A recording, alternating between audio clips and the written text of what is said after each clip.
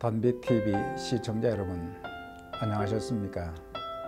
저는 에베네셀 선교교회를 섬기는 최창선 목사입니다.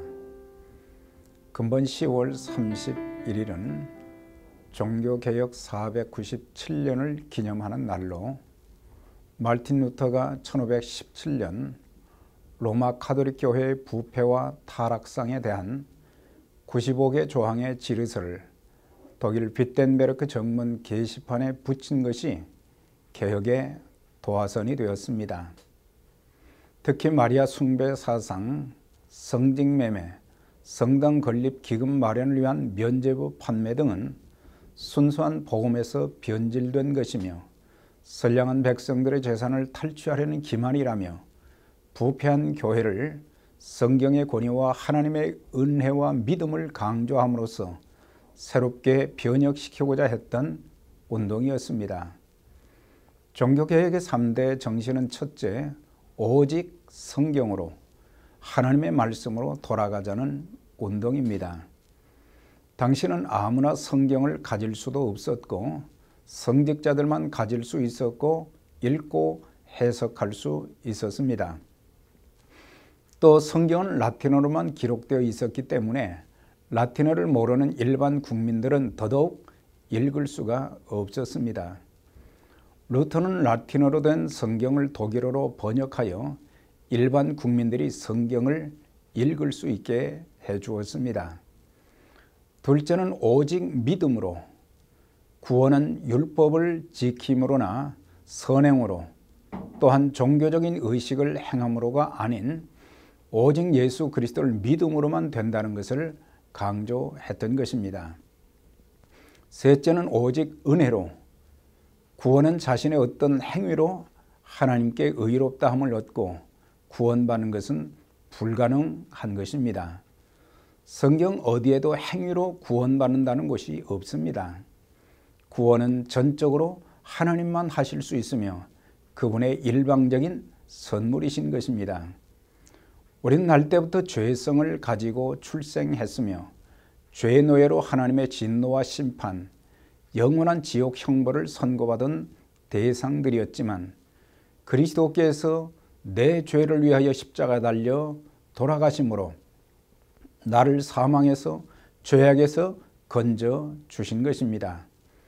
우리가 예수 그리스도를 믿어 죄사함을 받고 영생을 소유한 것도 하나님의 자녀가 된 것도 우리가 잘나고 자격이 있어서가 아니라 모든 것이 하나님의 은혜인 것입니다.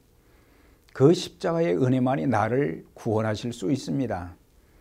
당시의 종교개혁은 독일과 유럽은 물론 전 세계적으로 퍼져나가 종교뿐 아니라 정치, 경제, 문화, 자연과학, 의학 등 각 분야에 큰 변혁을 일으켰습니다. 1517년 루터를 통해 성경으로 돌아가자는 개혁운동이 일어난 지 497년이 다 되었습니다. 지속적인 개혁을 통하여 교회의 참모습, 목회자들과 성도들의 참모습을 통해 세상의 빛과 소금이 되어야 하는데 1000년이 지난 지금 다시 과거의 부패하고 타락한 모습으로 돌아가는 듯한 느낌을 받게 됩니다. 말씀의 순수함보다는 혼합주의적인 사상, 겸손하고 정직한 삶보다는 성공주의에 집착하게 되었고 도덕적 수준은 현저하게 낮아져 세상 사람들의 지탄의 대상이 되고 있습니다. 한국의 전체 인구가 1200만 명이었을 때 당시 기독교인의 수는 약 10,000명 정도로 1%대였습니다. 그러나 당시 기독교인들은 교회뿐만 아니라 정치 사회에서 선한 영향력을 끼치며 신뢰를 받는 자들이었습니다.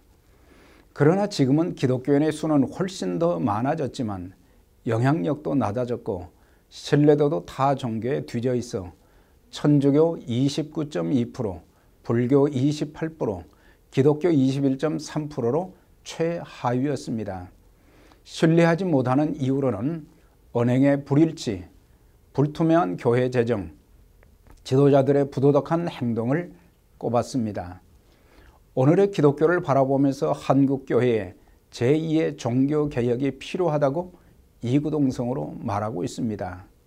무속과 신비주의에 물들어가는 기독교, 타 종교와의 연합을 빌미로 종교다원주의를 공공연하게 정당화하는 일, 광신주의와 은사주의, 목회자들의 성추행, 무자격 목사 한수 남발 등 그리스도인들은 개혁의 대상이 아닌 주체가 되어야 합니다. 특히 나 아닌 다른 사람, 다른 교회, 한국교회의 개혁을 부르짖기 전에 먼저 나 자신과 우리가 섬기는 교회가 끊임없이 개혁되어져야 할 것입니다. 그리하여 주님이 세우신 모든 교회 공동체가 순수성과 거룩성, 영성과 윤리성을 회복하여 사회의 신뢰와 존경을 받으며 마지막 시대의 복음의 횃불을 높이 드는 아름다운 교회들로 세워지기를 간절히 소원하며 기원을 드립니다. 감사합니다.